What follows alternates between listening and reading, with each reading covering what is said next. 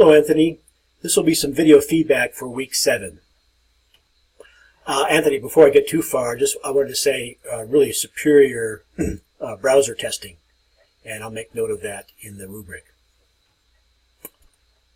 Anthony, here's what I'm looking at. I'm looking at it in Safari for the Macintosh, and I see that you have ingredients, you applied some styling, but I suspect that if I look at the code, which I'll do now, that you don't have oh, yes, you do have an external style sheet.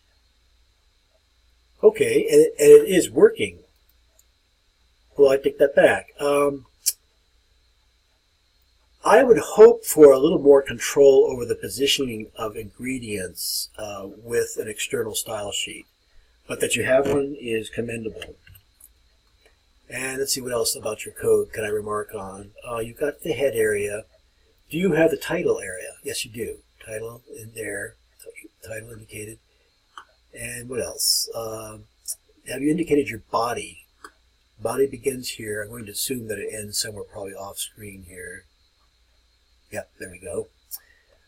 Real simple, clean.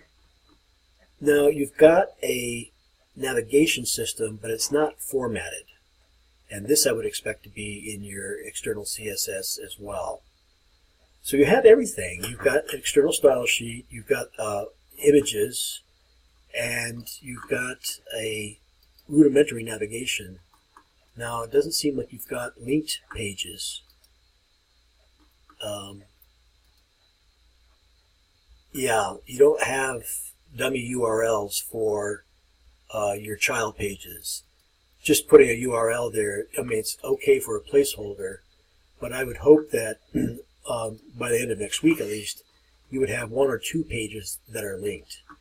Now, what else is good about this is that you've applied some inline style or styling to your heads and created this drop shadow. It's a little difficult to read.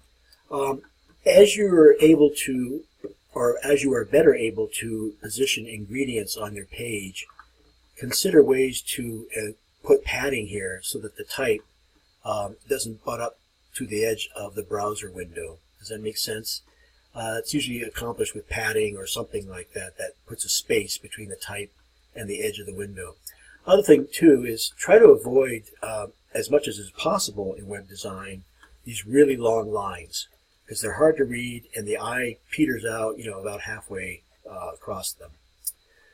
I respect the amount of effort that it takes to get to this point, and so I commend you, Anthony.